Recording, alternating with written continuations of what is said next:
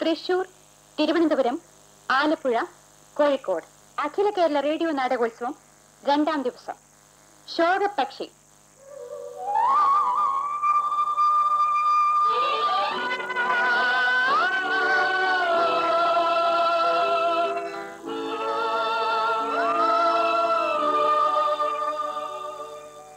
Shri C.L. Jose എഴുതിയ നാടകം.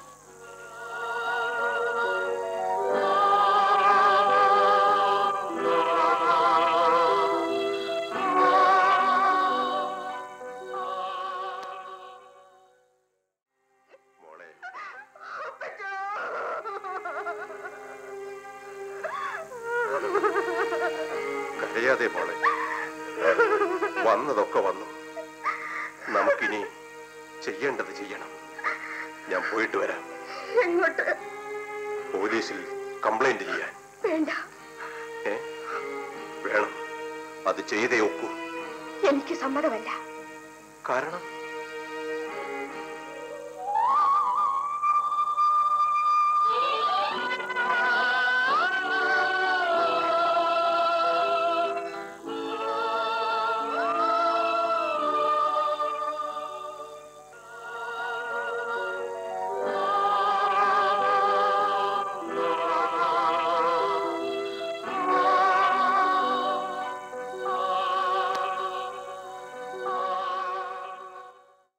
കേരള നാടക സാഹിത്യത്തിനും നാടകവേദിക്കും കേരള സമൂഹത്തിനും സഭയ്ക്കും സ്തുത്യർഹമായ മൂല്യവത്തായ സംഭാവനകൾ നൽകിയിട്ടുള്ള Shri C.L. Jose, Kerala Sangeetha Nataka Akademi chairman, Calicut university fine arts society member തുടങ്ങി നിരവധി ഉന്നത സ്ഥാനങ്ങൾ വഹിച്ചിട്ടുള്ള, അതേപോലെ തന്നെ കേരള സാഹിത്യ അക്കാദമി അവാർഡ്, സമഗ്ര സംഭാവനയ്ക്കുള്ള സംസ്ഥാന ഗവൺമെൻറ്റിൻ്റെ അവാർഡ്, അങ്ങനെ ഒട്ടേറെ അവാർഡുകൾ നേടിയിട്ടുള്ള വ്യക്തി. ശാലോം TV-യുടെ സഫലമീ ജീവിതം എന്ന പ്രോഗ്രാമിലേക്ക് C.L. ജോസ് സാറിനെ പ്രേക്ഷകരുടെ പേരിൽ, ശാലോം TV-യുടെ പേരിൽ ഹൃദയപൂർവ്വം സ്വാഗതം ചെയ്യുന്നു. ദൈവിക ഭാവങ്ങൾ, ധാർമ്മിക മൂല്യങ്ങൾ, സുവിശേഷ മൂല്യങ്ങൾ അത് ഉയർത്തി നിർത്തുന്ന തരത്തിലുള്ള നല്ല നാടകങ്ങൾ, സാഹിത്യകൃതികൾ അത് എഴുതാൻ, അത്തരം നല്ലൊരു ധാർമ്മിക ദർശനം ആ കൃതികളുടെ ഉള്ളടക്കമായി അങ്ങനെ ചൂഴ്ന്ന് നിൽക്കത്തക്ക വിധത്തിൽ അവതരിപ്പിക്കുവാൻ സാറിന് എങ്ങനെയൊരു പ്രചോദനം, പ്രേരണ ലഭിച്ചു എന്നറിഞ്ഞാൽ നന്നായിരുന്നു. എൻ്റെ വീടിൻ്റെ പശ്ചാത്തലം നോക്കിക്കഴിഞ്ഞാൽ സാമ്പത്തിക ശേഷി തീരെയില്ലാത്ത ഒരു കുടുംബം. എന്നാൽ മാതാപിതാക്കൾ ഏറ്റവും നല്ല മാതൃകാപരമായ ജീവിതം ഞങ്ങൾക്ക് മക്കൾക്ക് കാണിച്ചു തന്നിട്ടുണ്ട്. എൻ്റെ ഇടവക ദേവാലയം തൃശ്ശൂർ ലൂർദ് കത്തീഡ്രൽ ദേവാലയമാണ്. എല്ലാ വർഷവും അവിടെ ഞങ്ങൾക്ക് വാർഷികമുണ്ട്. ഞാൻ ഭക്തസംഘടനയിൽ അംഗമാണ്. 20 വയസ്സായപ്പോഴേക്കും ഞാൻ ചെറുകഥകളും വിനോദ ഭാവനകളൊക്കെ എഴുതിക്കൊണ്ടിരുന്നു. അത് ആനുകാലികങ്ങളിൽ ചിലതൊക്കെ പ്രസിദ്ധീകരിച്ചും വന്നു. അങ്ങനെ ഇരിക്കെ ഞങ്ങളുടെ ഇടവക വാർഷികത്തിന് ഒരു നാടകം വേണം എന്നുള്ള നില വന്നപ്പോൾ ഞാനും എൻ്റെ സുഹൃത്തുക്കളടക്കം 5-6 കൃതികൾ വാങ്ങി, നാടകങ്ങൾ വാങ്ങി പരിശോധിച്ചപ്പോൾ പള്ളിമുറ്റത്തെ അവതരണമായതുകൊണ്ടും നാനാജാതി മതസ്ഥരായിട്ടുള്ള ആളുകൾ ഓഡിയൻസിൽ ഉണ്ടാകുന്നതുകൊണ്ടും അവരെ തൃപ്തിപ്പെടുത്തത്തക്ക രീതിയിൽ നാടകം വേണം എന്ന് ആഗ്രഹം വന്നു. ഈ 6-7 നാടകങ്ങൾ അച്ചടിച്ച് കൃതി വായിച്ചപ്പോൾ അതൊന്നും തൃപ്തികരമായി തോന്നിയില്ല. പള്ളി അന്തരീക്ഷത്തിന് ചേരുന്ന അത് തോന്നിയില്ല. അനാവശ്യമായ ആത്മഹത്യ, ക്ലൈമാക്സിൻ്റെ സമയത്ത് ഒരു കൊലപാതകം, തീരെ നിലവാരമില്ലാത്ത തമാശകൾ, ചതുഷ്കോണ പ്രേമം, മുക്കോണ പ്രേമം, ഇങ്ങനെയുള്ള പ്രേമ കളികൾ. അപ്പോൾ ഇതൊന്നും നമ്മളെ അന്തരീക്ഷത്തിന് പറ്റില്ല എന്നെൻ്റെ സുഹൃത്തുക്കളോട് പറഞ്ഞപ്പോൾ അവർ പറഞ്ഞു, എന്നാൽ ജോസ് ഒരു നാടകം എഴുത്. അയ്യോ, ഞാൻ നാടകം കണ്ടിട്ടുള്ളൂ, എഴുതിയിട്ടില്ല, എനിക്കങ്ങനെ പരിചയമില്ല. അപ്പോൾ അവർ പറഞ്ഞു, ജോസിൻ്റെ ചെറുകഥകളിൽ ഇടയ്ക്ക് നല്ല ഇഫക്റ്റീവ് ഡയലോഗ് എഴുതാൻ കഴിവുള്ള ആൾക്ക് വേണമെന്ന് വെച്ചാൽ നാടകം എഴുതാൻ കഴിയും. നമുക്ക് 2 മാസം സമയമുണ്ട്, ഇനി വേറെ നാടകം നമുക്ക് വാങ്ങാൻ പറ്റില്ല. അപ്പം ഞാനൊരു വെല്ലുവിളിയായി സ്വീകരിച്ചു.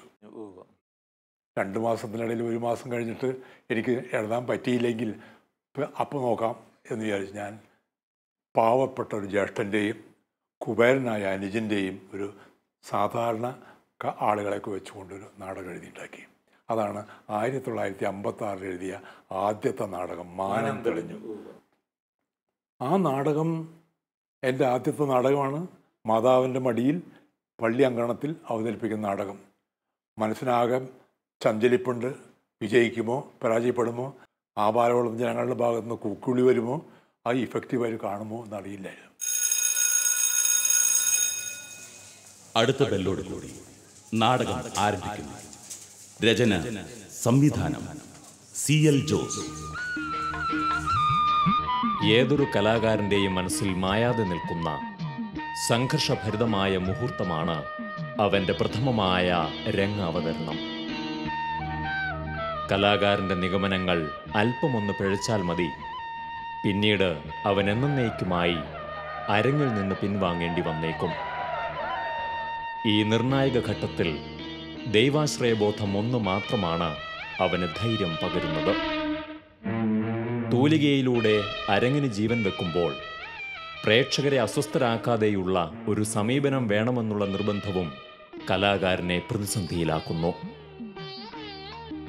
ഈ ഒരു ഈറ്റുനോവിനെ അതിജീവിച്ച് കഥയെ ഉൾക്കൊണ്ട് കഥാപാത്രങ്ങളെല്ലാം ഒത്ത പ്രകടനം കാഴ്ചവെച്ച് കഴിയുമ്പോൾ പോലും മികച്ച ഒരു സന്ദേശം കൂടി പ്രേക്ഷകന് നൽകാൻ കഴിയണം.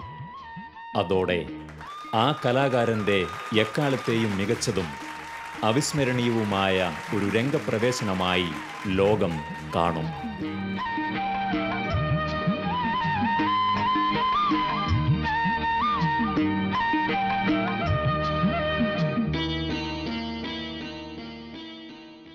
അങ്ങനെയുള്ള ഓരോ രംഗം കടന്നു പോകുമ്പോഴേക്കും തമാശകൾ വരുമ്പോൾ ചിരിച്ചുകൊണ്ടും, വേദനാജനകമായ രംഗങ്ങൾ വരുമ്പോൾ നിശബ്ദത കൊണ്ടും, വളരെ ദുഃഖനിർഭരമായ രംഗങ്ങൾ കണ്ടു വരുമ്പോൾ വിതുമ്പൽ കൊണ്ടും ജനങ്ങൾ എന്നെ പ്രോത്സാഹിപ്പിച്ചു എന്ന് പറയുന്നതാണ് ശരി.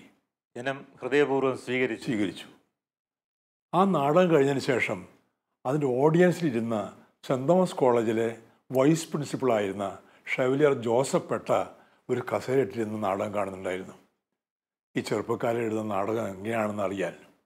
ആ നാടകം കഴിഞ്ഞതിന് ശേഷം എന്നെ വിളിച്ചിട്ട് പറഞ്ഞു, ഇതൊക്കെ നമ്മുടെ വീടുകളിൽ നാടുകളിലൊക്കെ സംഭവിക്കുന്നതാണ്, ഈ ജോസ് അച്ചടിച്ച് പുസ്തകമാക്കണം. എന്നെ സംബന്ധിച്ചിടത്തോളം കുടുംബത്തിൽ ജീവിക്കാൻ മാർഗമില്ലാത്തൊരു കാലം. അപ്പനാണെങ്കിൽ ചെറിയൊരു തൊഴിലേ ഉള്ളൂ, അതുകൊണ്ടൊക്കെ ജീവിക്കണം. അപ്പോൾ പുസ്തകം അച്ചടിക്കാനുള്ള സാമ്പത്തിക ശേഷിയില്ല. പക്ഷെ 24 വയസ്സുകൊണ്ട് ഞാൻ നേടിയെടുത്ത വിശ്വസ്തൻ എന്നുള്ള ഒരു പദവി വെച്ചുകൊണ്ട് ഒരു പ്രസിൻ്റെ ഉടമ എനിക്ക് 500 കോപ്പി അച്ചടിച്ച് തരാൻ ജോസിന്, അത് ഏറ്റവും വേഗത്തിൽ വിറ്റിട്ട് പണം തന്നാൽ മതി എന്നുള്ളൊരു ആനുകൂല്യം വെച്ചു. അങ്ങനെ 500 കോപ്പി അച്ചടിച്ച കോപ്പി അച്ചടിച്ച് വരുന്നതിന് മുമ്പ് എനിക്ക് തോന്നി, ഏതായാലും പുസ്തകം അച്ചടിക്കാൻ പോവാണ്, എല്ലാവരും പുസ്തകം ഇറക്കുമ്പോൾ ഒരു അവതാരിക ഉണ്ടാവാറുണ്ട്, എനിക്കും ഒരു അവതാരിക അയാൾ കൊള്ളാം എന്ന് എൻ്റെ ഒരു ചെറിയൊരു മോഹം. അപ്പം ഞാൻ ആലോചിച്ചു, ഇവിടെ തൃശ്ശൂർ അന്വേഷിച്ചപ്പോൾ പെട്ടെന്ന് കിട്ടാവുന്നതായിട്ട് സാഹിത്യ അക്കാദമിയുടെ മുൻ പ്രസിഡൻ്റായ സൂര്യന് കീഴിലുള്ള ഏത് വിഷയങ്ങളെക്കുറിച്ചും സംസാരിക്കാനും പ്രസംഗിക്കാനും കഴിവുള്ള നർമ്മരസികനായ പുത്തേഴത്ത് രാമമേനോൻ, അദ്ദേഹം കൊച്ചി രാജ്യത്തിൻ്റെ സർവാധികാരിക്കാരനും ഹൈക്കോടതി ജഡ്ജിയായിരുന്നു അന്ന് ആ കാലത്ത്. അദ്ദേഹം റെസ്റ്റ് ചെയ്യുന്ന സമയമാണ്. അപ്പോൾ അദ്ദേഹത്തെ ചെന്ന് കണ്ടു. ഞാൻ ആദ്യം എഴുതിയ നാടകമാണ്, എനിക്കൊരു അവതാരിക എഴുതിയ കൊള്ളാം, കിട്ടിയാൽ കൊള്ളാം. അത് സസന്തോഷം അതിൽ സ്വീകരിച്ചു. അങ്ങനെ നവാഗത പ്രതിഭയ്ക്ക് നല്ലൊരു അവതാരിക കിട്ടി. പണ്ഡിതോചിതമായ പ്രൗഢഗംഭീരമായ ഒരു അവതാരിക. ആ അവതാരികയോട് കൂടി 500 കോപ്പി അച്ചടിച്ചിറക്കി. 500 കോപ്പിയൊക്കെ അച്ചടിച്ചു. അതിൻ്റെ പുറംചട്ട കണ്ടു, മാനം തെളിഞ്ഞെന്നുള്ള എൻ്റെ പുറംചട്ട പുറത്ത് 24 വയസ്സ്, എനിക്ക് ധാരാളം മുടിയുള്ള ഒരു ചുള്ളനായ ചെറുപ്പക്കാരൻ്റെ പടവും കണ്ടു. ഞാനത് സന്തോഷിച്ചു. അപ്പോൾ തന്നെ എനിക്ക് പേടിയായി. കാരണം ഞാൻ ഇത് കൊണ്ടു നടന്ന് വിറ്റിട്ട് വേണം ആളുടെ പൈസ കിടക്കാൻ. ഞാൻ 17 വയസ്സായപ്പോഴേക്കും എനിക്കൊരു ജോലി കിട്ടി. തൃശ്ശൂർ സ്വരാജ് റൗണ്ടിലുള്ള ഒരു കുറിക്കമ്പനിയിൽ, ചിട്ടി കമ്പനിയിൽ ക്ലർക്കായിട്ട് തുടങ്ങി. അപ്പോൾ എല്ലാ ദിവസവും 9:30 മണിക്ക് ഓഫീസിൽ പോകുന്ന ഞാൻ 8:30 മണിയാകുമ്പോഴേക്കും കഞ്ഞിയൊക്കെ കുടിച്ച് ഇതിന് ഓരോ ദിവസം കോപ്പി എടുത്ത് കയ്യിൽ വെച്ച് ഞാനിത് എഴുതിയ പുതിയ നാടകമാണ്, പ്രോത്സാഹിപ്പിക്കണം, ഒരു കോപ്പി എടുക്കണം എന്നുള്ള സുഹൃത്തുക്കളെ കണ്ട് സംസാരിച്ചു. അപ്പോൾ അവർ സന്തോഷപൂർവ്വം സ്വീകരിച്ചു. പക്ഷേ ആരും തന്നെ ജോസ് വീണ്ടും വീണ്ടും എഴുതണം എന്ന് പറഞ്ഞില്ല. ഈ ശല്യം ഇനിയും വന്നാലോ എന്ന് വിചാരിച്ചു. പക്ഷെ അക്ഷരാർത്ഥത്തിൽ നമ്മൾ എഴുതുകയും പ്രസിദ്ധീകരിക്കുകയും നമ്മൾ തന്നെ കൊണ്ട് നടന്ന് വിൽക്കുകയും ചെയ്യുന്നൊരു അവസ്ഥ. അങ്ങനെ കൊണ്ടു നടന്ന് വിറ്റു. അപ്പോഴേക്കും ഞാൻ 2ാമത്തെ നാടകം എഴുതി. ഈ 1ാമത്തെ നാടകം എഴുതി കഴിഞ്ഞപ്പോൾ അതിന് അവതാരികയൊക്കെ നല്ല നിലവാരമുള്ള അവതാരികയാണ്. എല്ലാ പത്രങ്ങൾക്കും എൻ്റെ ആദ്യത്തെ കനിയാണ് ആദ്യത്തെ നാടകം എന്നുള്ള നിലയ്ക്ക് എല്ലാ പത്രങ്ങൾക്കും റിവ്യൂവിന് അയച്ചു കൊടുത്തു. ചില സാഹിത്യകാരന്മാരെ ഏൽപ്പിച്ചു അവിടെ ഒരു നല്ല വാക്ക് കേൾക്കാൻ വേണ്ടിയിട്ട്. എൻ്റെ ഭാഗ്യത്തിനോ നിർഭാഗ്യത്തിനോ ഒരു പത്രങ്ങളും അത് റിവ്യൂ ചെയ്തില്ല. തൃശ്ശൂരിലെ എക്സ്പ്രസ്സും ഫാദർ വടക്കൻ്റെ തൊഴിലാളിയും ഒഴിച്ച് ബാക്കി ഒരു പത്രം എന്നെ കണ്ടതായി നടിച്ചില്ല. അപ്പോഴേക്കും ഞാൻ 2ാമത്തെ നാടകം എഴുതി കഴിഞ്ഞിരുന്നു. ജീവിതം ഒരു കൊടുങ്കാറ്റാണ്. 1ാമത്തെ നാടകം ഒരു ക്രിസ്ത്യൻ സബ്ജക്റ്റായിരുന്നെങ്കിൽ ഇത് ഒരു ക്രോസ് സെക്ഷൻ ഓഫ് കേരള എന്നുള്ള എൻ്റെ പേരിൽ മുസ്ലിം ക്രിസ്ത്യൻ പശ്ചാത്തലമുണ്ട്, മുസ്ലിമുണ്ട്, ഹിന്ദു ഉണ്ട്, അങ്ങനെയുള്ള ഒരു കാര്യം. ഈ അവതാരിക കഴിഞ്ഞതിന് ശേഷം പുത്തേടനെ ഇടയ്ക്കിടയ്ക്ക് കാണാൻ ചെല്ലാറുണ്ട്. ഒരിക്കൽ ഞാൻ ചെന്നപ്പോൾ എന്താ ജോസേ വിശേഷങ്ങൾ? പുത്തേടനെ കാണാൻ ചെല്ലുന്ന ജ്ഞാനവൃദ്ധനാണ്, ഇഷ്ടംപോലെ അനുഭവങ്ങളുണ്ട്, പാത്രം വെച്ചിരിക്കുന്ന പോലെ കേട്ടാൽ മതി. എന്നെ ഒരിക്കൽ കാണപ്പോൾ എന്താ ജോസേ വിശേഷങ്ങളൊക്കെ, പുതിയ നാടകമുണ്ടോ? നാടകമൊക്കെ ഉണ്ട്, പക്ഷേ നാടകത്തെ രംഗത്ത് തുടരണമോ എന്നുള്ള ശങ്കയിലാണ് ഞാൻ. എന്തു പറ്റി? സാറിൻ്റെ പണ്ഡിതോചിതമായ പ്രൗഢഗംഭീരമായ അവതാരികയോടുകൂടി പുസ്തകം ഇറക്കി അതൊക്കെ എല്ലാ പത്രങ്ങൾക്കും അയച്ചു കൊടുത്തു. ഒറ്റ പത്രം പോലും എന്നെ പ്രോത്സാഹിപ്പിച്ചില്ല. ഞാൻ ടോട്ടലി നിരാശനാണ്, ഡിജക്റ്റഡാണ്. അപ്പോൾ അയാളത് വളരെ വിഷമത്തോടു കൂടി അത് കേട്ടു. കുറേ നേരം കഴിഞ്ഞപ്പോൾ എൻ്റെ വിഷയവുമായി യാതൊരു ബന്ധമില്ലാത്ത ഒരു വിഷയത്തിലേക്ക് അധികം എൻ്റെ ശ്രദ്ധ തിരിച്ചു. ജോസ് ഈയിടെ പത്രത്തിലൊരു വാർത്ത വായിച്ചോ? എന്താണാവോ? ബഹിരാകാശത്തിലേക്ക് റഷ്യയിലെ ശാസ്ത്രജ്ഞന്മാർ ഒരു സ്പുട്നിക് വിട്ടിരിക്കുന്നു. അത് ഞാൻ വായിച്ചു. അതിൽ ലൈക്ക എന്ന് പറഞ്ഞ ഒരു പട്ടിയെയും കയറ്റിയാണ് വിട്ടിരിക്കുന്നത്. അത് വായിച്ചോ? അത് വായിച്ചു. അത് വായിച്ചിട്ട് ജോസിന് എന്താ തോന്നിയത്? എന്താ തോന്നാൻ? ശാസ്ത്രജ്ഞന്മാർ അവരുടെ കഴിവ് പരമാവധി ഉപയോഗിച്ചു. അതല്ല, അതിന് മറ്റൊരു വശം കൂടിയുണ്ട്. അതിൽ നിന്ന് ജോസ് ഒരു സത്യം മനസ്സിലാക്കണം. കയറ്റി വിടാൻ ആളുണ്ടെങ്കിൽ ഏത് പട്ടിക്കും ഉയരാം. അത് പട്ടിയുടെ കഴിവല്ല, കയറ്റി വിട്ടവൻ്റെ കഴിവാണ്. എനിക്ക് ജോസിനോട് പറയാനുള്ളത്, ജോസ് സ്പുട്നിക്കിലെ പട്ടിയാവരുത്. ജോസിന് പ്രതിഭയുണ്ടെങ്കിൽ, ജോസിന് സർഗശക്തിയുണ്ടെങ്കിൽ, ജോസിന് ഭാവനയുണ്ടെങ്കിൽ, ജോസിന് അർപ്പണബോധമുണ്ടെങ്കിൽ ജോസ് താനേ വളരും. ഇതൊന്നുമില്ലെങ്കിൽ ആര് ഉയർത്തിയാലും ജോസ് വളരില്ല. ഇത് 1957 പുത്തേടൻ്റെ വായിൽ നിന്ന് കേട്ടപ്പോൾ ഒരു ആപ്തവാക്യമായി ഞാൻ സ്വീകരിച്ചു. പിന്നെ ഇന്ന് വരെ ആരും എന്നെ പ്രോത്സാഹിപ്പിക്കില്ലോ എന്ന് ഞാൻ പറഞ്ഞിട്ടില്ല. എന്നെ ഇത്രയും കാലത്തിൻ്റെ വളർച്ചയ്ക്കിടയ്ക്ക് എന്നെ പ്രോത്സാഹിപ്പിച്ചത് മുഴുവൻ സർവശക്തനായ ദൈവം. എന്നെ കണ്ടുകൊണ്ടിരിക്കുന്ന, എൻ്റെ നാടകങ്ങൾ കണ്ടുപിടിക്കുന്ന ലക്ഷോപലക്ഷം പ്രേക്ഷകർ, ഇവരാണ് എന്നെ പ്രോത്സാഹിപ്പിച്ചത്. ഇതിൻ്റെ ഇടയിൽ വേറെ ആളുകളില്ല.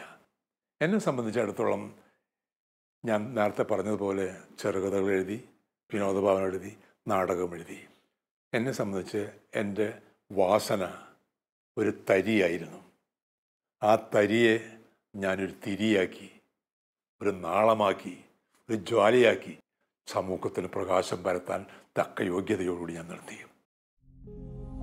ആ തീജ്വാല ദൈവാരൂപിയുടെ പ്രവൃത്തിഫലമാണെന്ന് CL ജോസിന് ബോധ്യമുണ്ടായിരുന്നത് കൊണ്ടാകണം അദ്ദേഹം ഏതൊരു രചനയിൽ മുഴുകുന്നതിനു മുൻപ് കൂദാശാപൂർവം സുവിശേഷത്തിൽ ആശ്രയിക്കുന്ന ഒരു പതിവ് ചെറുപ്പം മുതൽക്കേ തുടർന്നു പോരുന്നുണ്ടായിരുന്നു. വിശുദ്ധമായി മാറ്റപ്പെടുന്ന മനസ്സിലേക്ക് പരിശുദ്ധാത്മാവ് ആഗതനാകുന്നതോടെ നാം ശക്തി പ്രാപിക്കുന്നു. അതോടെ ഇതുവരെ ആരും കടന്നു ചെല്ലാത്ത ചിന്താമണ്ഡലങ്ങളിലേക്ക് നമ്മുടെ ആന്തരിക മനുഷ്യനെ ആത്മാവ് വഴി നടത്തുന്നു. പിന്നീട് സംഭവിക്കുന്നത് മനുഷ്യ നന്മയ്ക്ക് ഉതകുന്നതും ദൈവത്തിൻ്റെ ഇടപെടലുകൾ മൂലമുണ്ടാകുന്ന മാനസാന്തരങ്ങളുടെയും തിരിച്ചുവരവുകളുടെയും അഭൂതപൂർവമായ ട്വിസ്റ്റുകളും ക്ലൈമാക്സുകളും നിറഞ്ഞ നല്ല കഥകളായി മാറ്റപ്പെടുന്നു. ഇത് നന്ദിപൂർവം ഇദ്ദേഹം ഇന്നും സാക്ഷ്യപ്പെടുത്തുന്നു.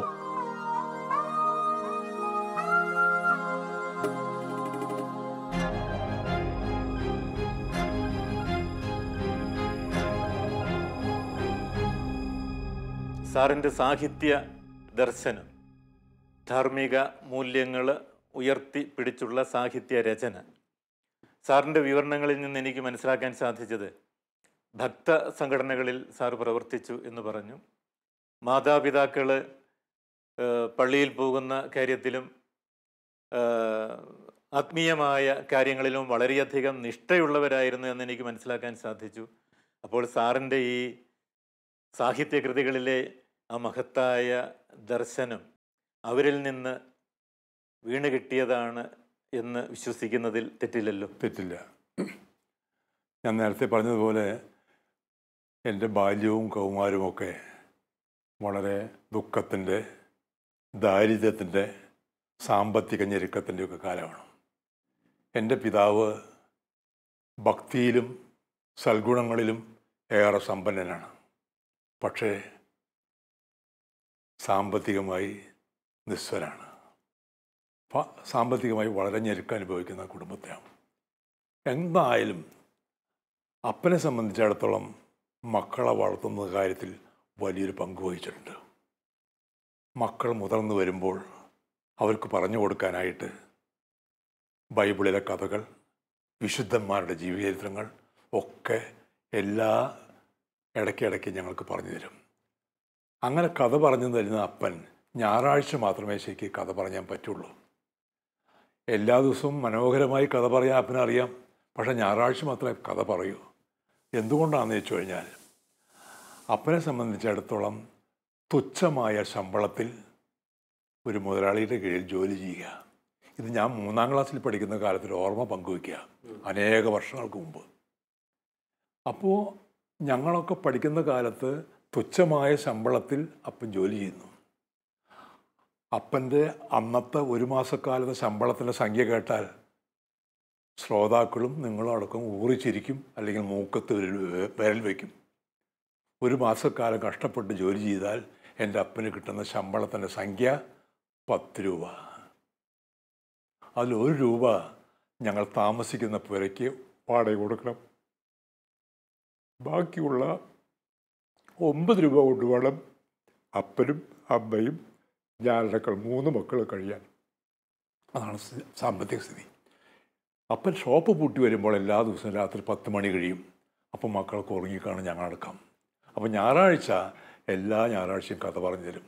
എല്ലാ ഞായറാഴ്ചയും കഥ പറയുന്ന അപ്പൻ ഒരു ദിവസം, ഞാൻ 3ാം ക്ലാസ്സിലായി, എൻ്റെ മൂത്ത മകന് തിരിച്ചറിവായി എന്ന് തോന്നിയിട്ടോ എന്തോ, അപ്പൻ അന്ന് സ്വന്തം ഒരു അനുഭവമാണ് പറഞ്ഞത്. അന്ന് കഥയല്ല പറഞ്ഞത്, അനുഭവം. അത് അപ്പൻ പറഞ്ഞ അനുഭവം നിങ്ങളുടെ മുമ്പിൽ പങ്കുവയ്ക്കുക. ഒരു ദിവസം ഷോപ്പ് പൂട്ടിപ്പോരുന്ന സമയത്ത് അപ്പനെ മുതലാളി വിളിച്ചു. ലോനപ്പ, എനിക്കൊരു കാര്യം നിന്നോട് പറയാനുണ്ട്. എന്താണാവോ? എനിക്കൊരു പോലീസ് കേസുണ്ടെന്ന് നിനക്കറിയാലോ? അറിയാം. നല്ലൊരാൾ സാക്ഷി പറഞ്ഞാൽ അത് എനിക്ക് ഊരിപ്പോരാൻ പറ്റുള്ളൂ. അതുകൊണ്ട് ലോനപ്പൻ എനിക്ക് വേണ്ടി സാക്ഷി പറയണം. അപ്പൻ സത്യസന്ധനും ഭക്തനുമായതുകൊണ്ട് മുതലാളിക്ക് അപ്പനോട് വലിയൊരു മമതയുണ്ട്. അതിൻ്റെ പേരിൽ പറഞ്ഞു. ഈ ആവശ്യം അപ്പൻ കേട്ടപ്പോൾ അപ്പൻ്റെ മനസ്സിനകത്ത് ഒരു ഇടി മുഴക്കമുണ്ടായി. എന്ത് പറയണം, എങ്ങനെ പറയണം, ഒന്നും പറയാനാവാതെ അപ്പൻ ഇറങ്ങിപ്പോന്നു. വീട്ടിൽ വന്നിട്ട് അമ്മയോട് ആലോചിക്കാം എന്ന് വിചാരിച്ചാൽ പ്രാഥമിക വിദ്യാഭ്യാസം മാത്രമുള്ള അമ്മയ്ക്ക് എന്ത് പറഞ്ഞു കൊടുക്കാൻ പറ്റും? അപ്പനെ സംബന്ധിച്ചിടത്തോളം അന്ന് ഉറക്കം വരാത്ത രാത്രിയായിരുന്നു. തിരിഞ്ഞും മറിഞ്ഞും കിടന്ന് പാവം നേരം വെളുപ്പിച്ചു. നേരം വെളുത്തപ്പോൾ പതിവ് പോലെ ദിവ്യബലിയിൽ സംബന്ധിക്കാൻ പള്ളിയിലേക്ക് പോയി. പള്ളിയിൽ ദിവ്യബലിയും പ്രാർത്ഥനയൊക്കെ കഴിഞ്ഞ് അപ്പൻ മടങ്ങി വന്നത് ഞങ്ങളുടെ വീട്ടിലേക്കല്ല, പോയത് മുതലാളിയുടെ വീട്ടിലേക്ക്. അപ്പനെ കണ്ടപ്പോൾ എന്തായാലും അവനപ്പോൾ രാവിലെ തന്നെ വളരെ സന്തുഷ്ടനായിട്ട് അപ്പൻ പറഞ്ഞു, ഇന്നലെ അന്തോണിയേട്ടൻ ഒരു കാര്യം പറഞ്ഞില്ലേ? അവ്വ അത് മുഴുവൻ ശരിയാവില്ല. എന്തേ? ഞാനത് കണ്ടിട്ടില്ലല്ലോ. തന്നെയല്ല, എൻ്റെ മനസ്സാക്ഷി സമ്മതിക്കുന്നില്ല.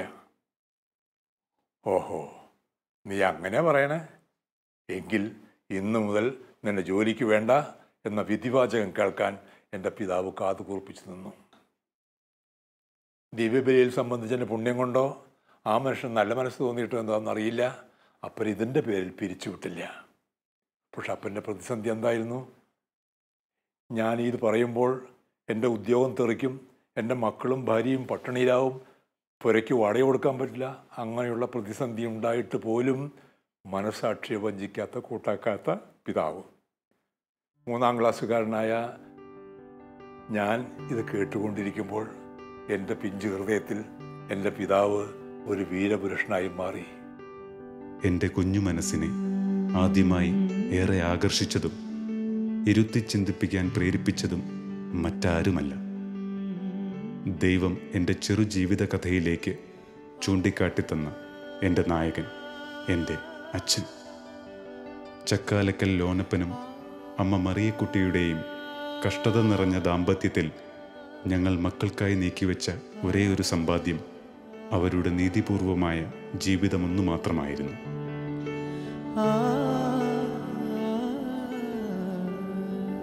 ലോകത്തിലെ ഒരു മക്കൾക്കും വീതം വെച്ച് ലഭിക്കാവുന്നതിനേക്കാളും വിലമതിക്കുന്ന സ്വത്ത്.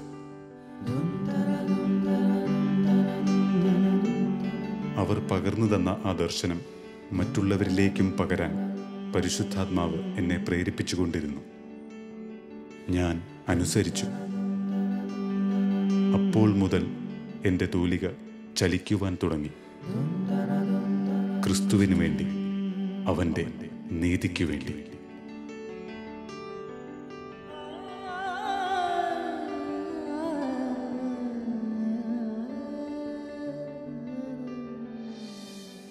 ഞാനിപ്പോൾ വാർദ്ധക്യത്തിലെത്തിയിരിക്കുന്നു.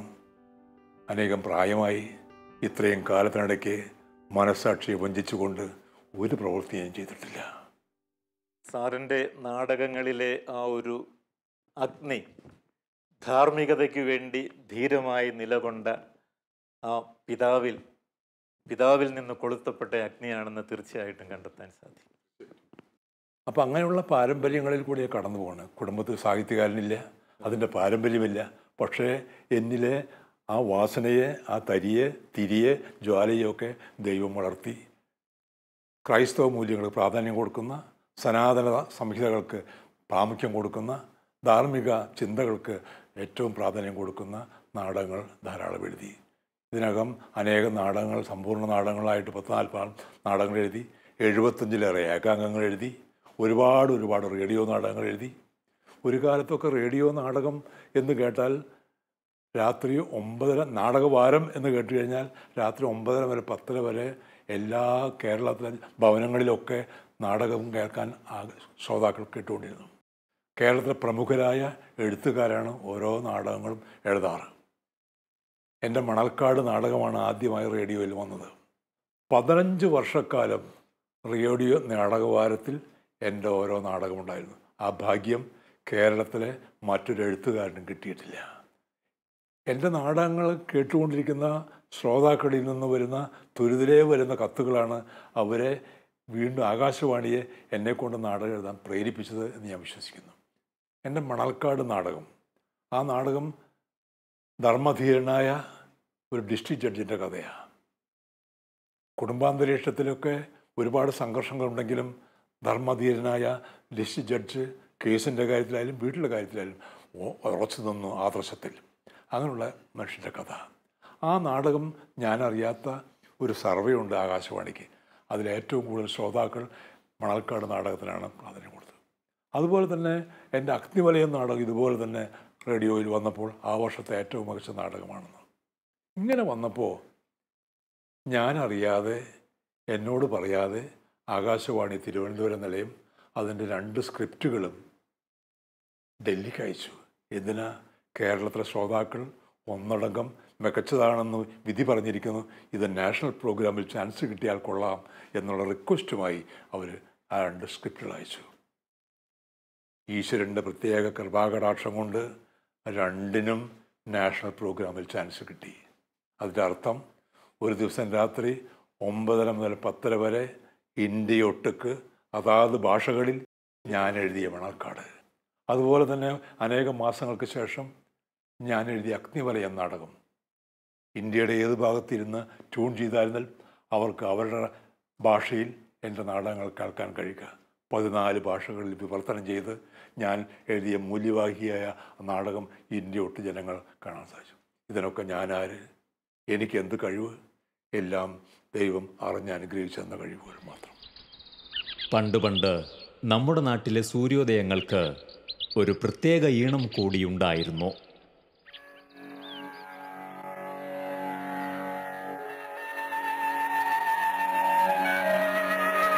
1960, 70 കാലഘട്ടങ്ങളിലെ നമ്മുടെ റേഡിയോ. അന്നൊക്കെ ഈ ഉപകരണം ഓരോ വ്യക്തിയുടെയും ഹൃദയത്തുടിപ്പായിരുന്നു.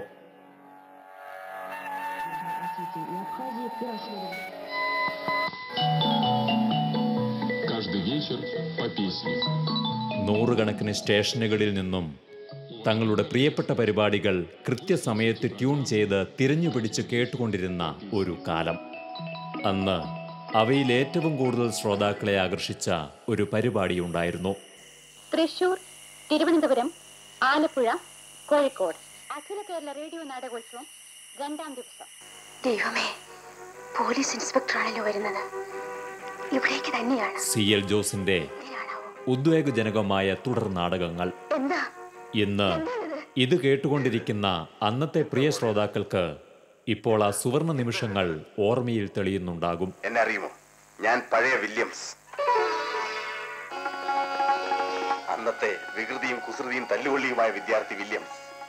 അക്ഷരങ്ങൾ സ്വരബീജികളായി ശ്രോതാക്കളുടെ പക്കൽ വന്ന് ഓരോ കഥാപാത്രങ്ങളെയും അവരുടെ ഭാവനയിൽ രൂപമെടുക്കാൻ തക്കവണ്ണം തൂലിക ചലിപ്പിക്കുവാൻ ഇദ്ദേഹത്തിന് ദൈവം കൃപ നൽകി. എന്താണിത്? എന്റെ മുമ്പിൽ കുമ്പിടുകയോ?